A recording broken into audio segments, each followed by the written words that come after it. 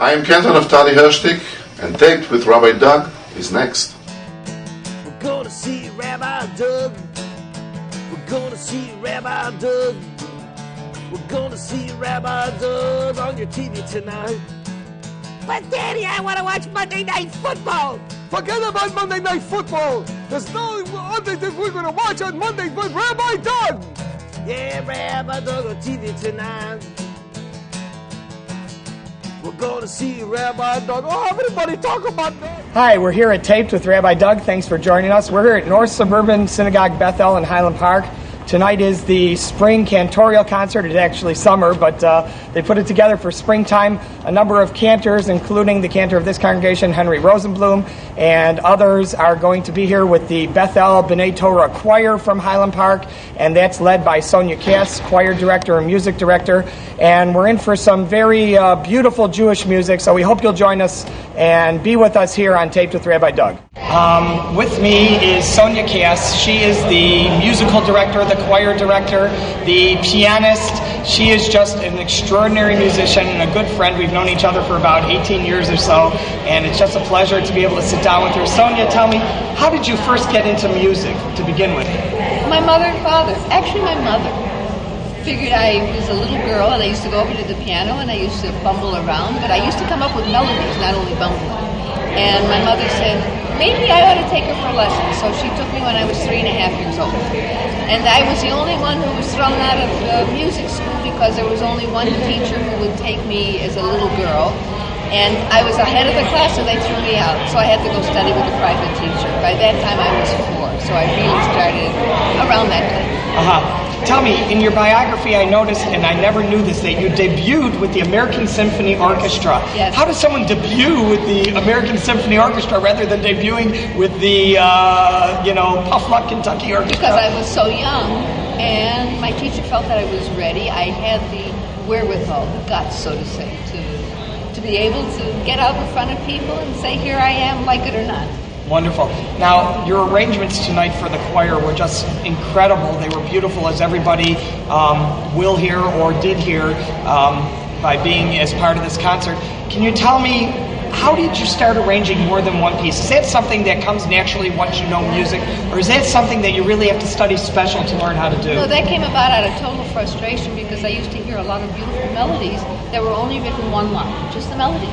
And I never had something for choir. And there isn't always a lot of the music that I like or I like to do.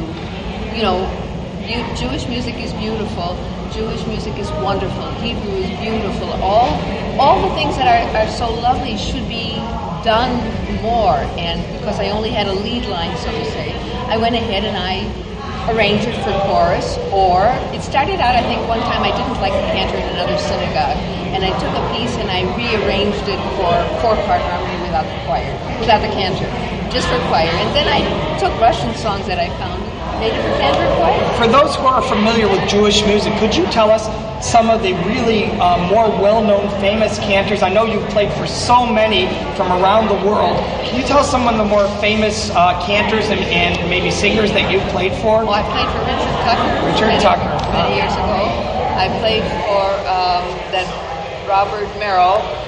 We did a thing at the, I think it was the Ari Crown, many years ago. Many years ago we did a thing at the Ari Crown. I played for, just trying to remember. I don't know, there have been so many I can't remember. Well, I want to thank you so much for being on the show today, and I wish you all the best and just continued success in your future with music. Thank you so much. It's a pleasure. Old Man River Soda. You listen, you'll hear Soda. The music is by Jerome Kern. Dr. Hammerstein has no worries about his work as a lyricist. Listen.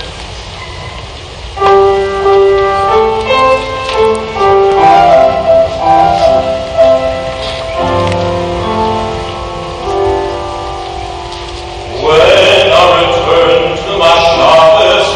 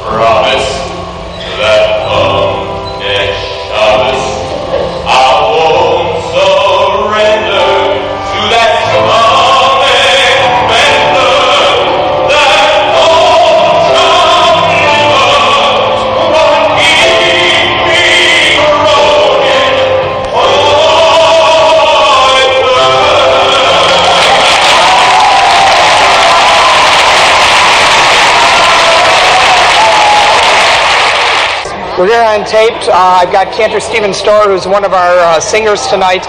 And Cantor, tell us, how long have you been in the cantorial profession? Well, I started out as a little kid just doing the Adon Olam and some other synagogue favorites, but I've been here in Northbrook for 10 years. And how did you actually train as a cantor to begin with? I began by going to synagogue weekly with my family and eventually studying privately with a cantor in my hometown.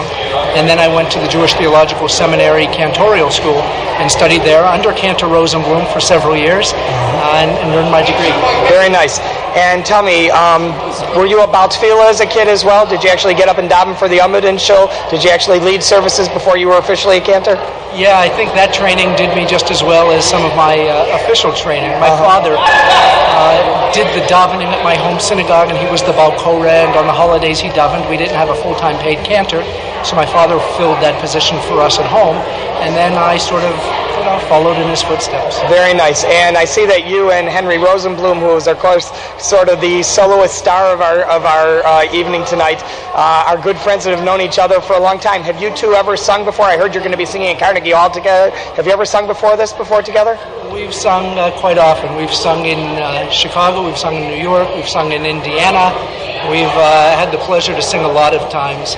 And we pride ourselves on doing a lot of fun, eclectic music, hopefully bringing the audience into having a good time and knowing that Jewish music isn't just sad Yiddish, cantorial draying, but really fills the spectrum of emotion, and we try to do that for people. Great. Well, thanks for being with us here on the show. Allah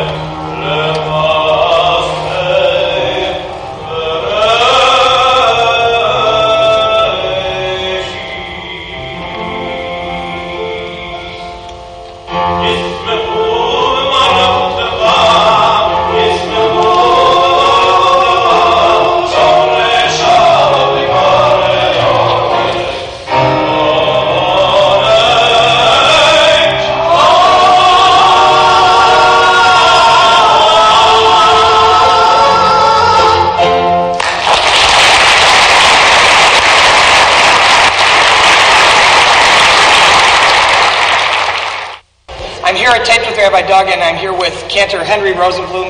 He is the star of tonight's show, along with Sonia Kass and the choir and all the other people who participated. Henry is really the man who is the star of the show, and Henry is leaving now Highland Park, where he's been a cantor for 11 years, I believe, 11 years, and he is going on to become the dean of the cantorial school at the Jewish Theological Seminary.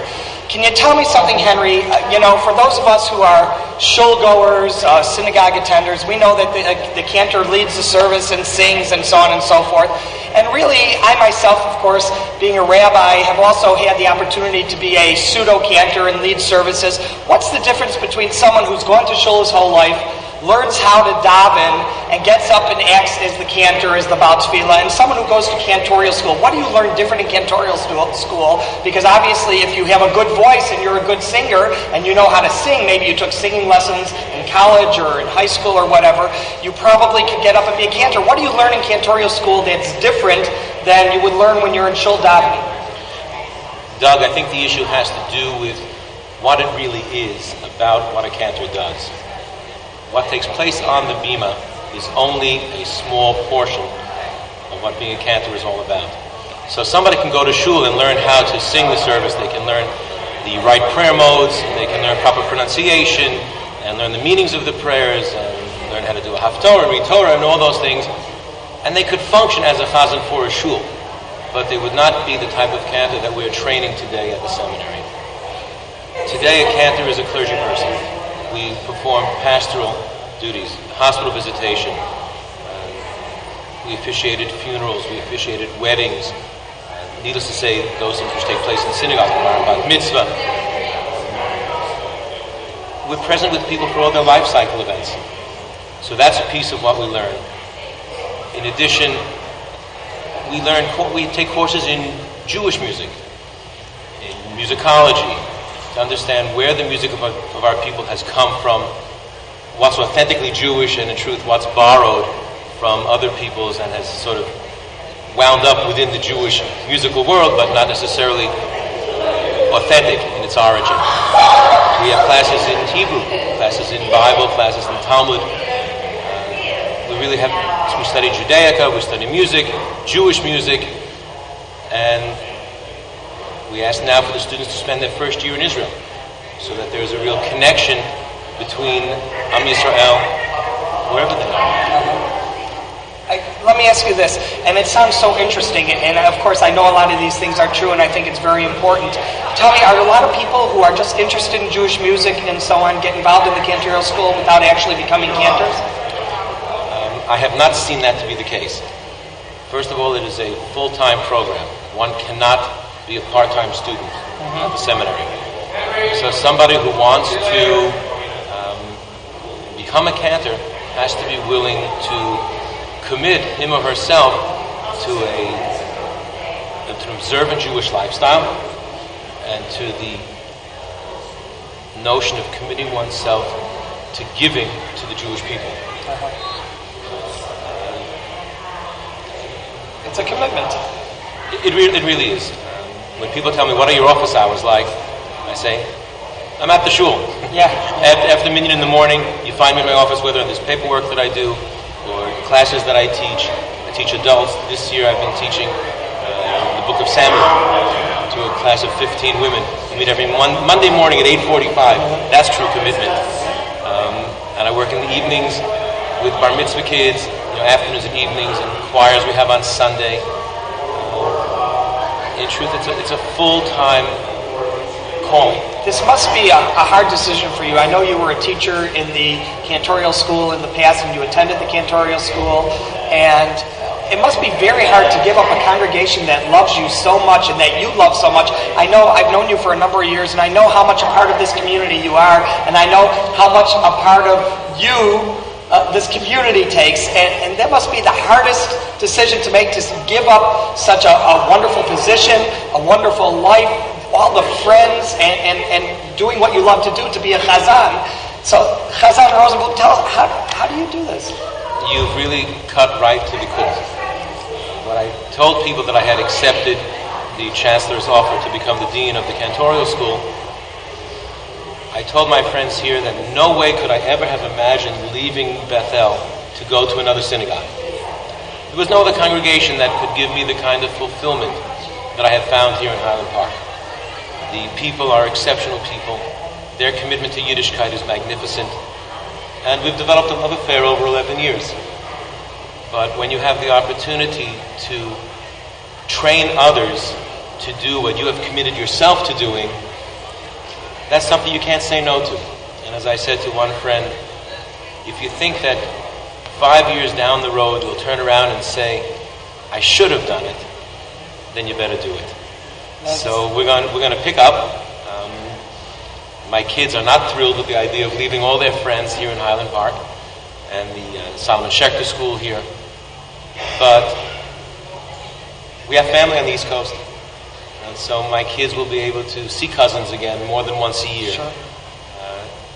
And for us it's an opportunity to connect to the Jewish life of the East Coast, to connect to the seminary, and hopefully to maintain friendships both in Chicago. Always keep your Chicago connection. You never lose that. You never lose that. Connection here as well. Let me just go back with some final questions for you, and that is, how did you get into cantorial music? How did you get into the idea of being a cantor? I'm sure you were a shul goer and a davener and things like that, and I know you're a very observant Jew as well. You're not just someone who does this for a living, but it's part of your daily life observance of ritual and Jewish law. Tell me, how did you get into the mode to become, when you grew up, a cantor? Did you know you were going to do this when you were young? Doug, I grew up in a large conservative congregation in Brooklyn, New York, and always sang in synagogue choirs. Went to Camp Ramah, where I had a magnificent connection to Yiddishkeit. Thought about becoming a cantor. Went to speak to my music teacher at the religious school, and he said, you don't want to become a cantor. He said, you've got a brain, you should become a rabbi. He said, a cantor is like a tape recorder. They push the button, tell him when to sing, when to be quiet. This was one of those old conservative congregations, one of the major congregations, where the chazan was not a full-time person. He was a stockbroker. And he was just there for the weekends. So for that music teacher, the only model he had was that of the cantor who sang only on Shabbos. So he was a real role model for me, this music teacher. So I said, gee, he must be right. So I began studying Talmud in preparation for entrance into rabbinical school. And yet the music was such a strong part of me that when I ultimately applied to both schools, the fit was right at Cantorial School. And I saw that I could combine love of Yiddishkeit with love of music. And I think there's a way that cantors are able to touch people that rabbis are not always able to. We jokingly say that nobody ever walks out of shul humming a sermon. But there's something about the davening that connects with people. And music is the soul of the people, and I like to think that cantors are able to touch the Jewish soul. Unfortunately, when this show airs, you'll already be off into New Jersey, where you're going to be living and working in New York, and a whole new life for you. But I know that those who watch us on TCI in Highland Park, Winnetka, will be watching you on Channel 2 on Tuesday night at 7 o'clock. Those in Skokie, Mount Prospect, TCI will be watching on Channel 5, Channel 35 on Wednesdays at 8 o'clock, and those in Chicago on Channel 19 at 8:30 on Mondays.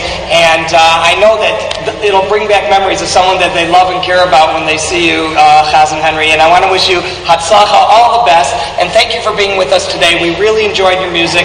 And we'll keep in touch by email, if not by telephone. And just a lot of Hatzlacha and best of luck to you and Susan and the kids and everyone. You should only be Matzliach in everything you do. Thank you. To all of you out there, may I be the first to wish you a Shana Tova, a happy and a healthy New Year. Have a great summer, and I'll see you in shul on the holidays. And thanks again for joining us on Taped with Rabbi Doug. My pleasure. Bye-bye. Let's read the small white people. Well, my friend Cantor Richard